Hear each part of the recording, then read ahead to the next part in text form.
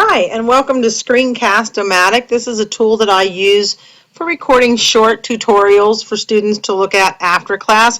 I generally focus on areas that I know the students may struggle with in class traditionally, make short videos that they can go back to, especially do this with projects because sometimes many students like to have a place to go to and hear the audio directions.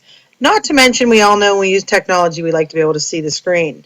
So when you're using Screencast-O-Matic, first of all, I wanted to show you that once you click on in this screen, you start in this screen that says Screencast-O-Matic. It's www.screencast-o-matic.com. You will go to this page where you can click on Start Recording. And once you click on Start Recording, a screen will come up.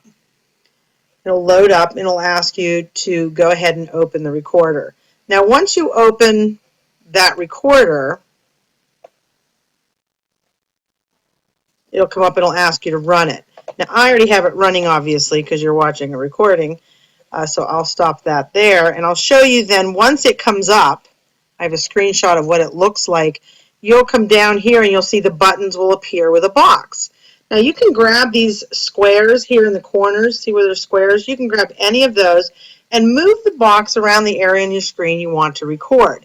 So a lot of the setup time happens at this point where you open everything on your desktop that you want to show.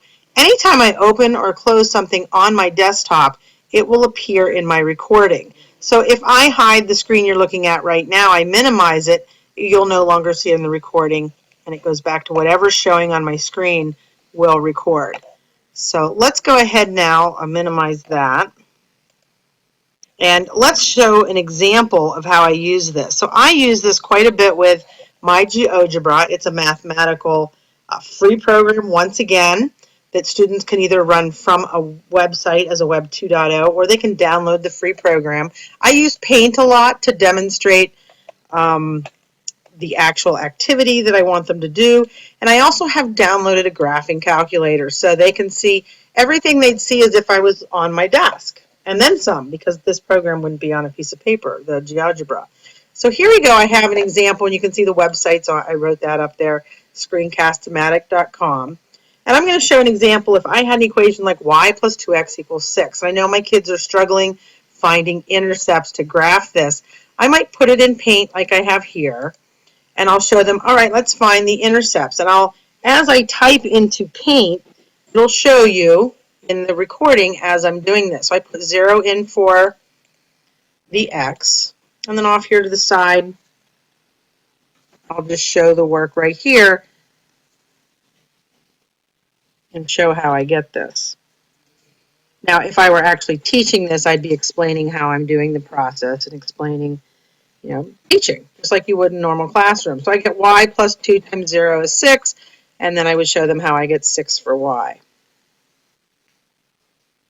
Okay, then I would come over to my GeoGebra program and I'd say, let's graph that intercept. So I'm going to grab my point tool and I'm going to go and say, all right, well, here's where x is 0, y is 6. And as I move things around here, I can actually graph my line.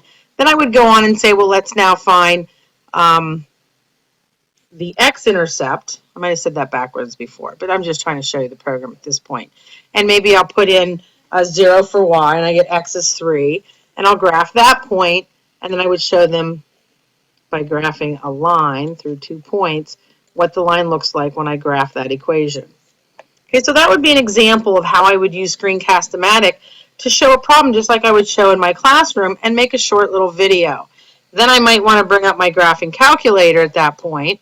I'll pull it right up here, and maybe I want to go, I'll show them how you get y alone, my calculator. Put in the equation when y is alone, y would be negative 2x plus 6. Demonstrate how I got y alone on my Paint program, put it in here, and then maybe show the graph, how it looks like on the graphing calculator, and then compare our two screens and make sure that I graphed it correctly. So maybe my kids are having trouble finding y-intercepts, maybe they're having trouble using the graphing calculator. I really fine-tune these. They literally take me as long as it takes to explain. I can explain it one time, put a video out there, and then it really empowers students at night, maybe I didn't really know what you wanted us to do on the calculator. I forgot how to get on the calculator. And then they know I would have my little website that they could then post, they could know to go out to and look for these little quick tutorials with the date and the lesson that it applies to. So that's a quick example of how you can use Screencast-O-Matic. Best way to learn it is to just go out and play around with it. You don't download anything. It is a Web 2.0 tool. It runs right from this site, www.screencastomatic.com. Give it a try, play around with it, see what happens.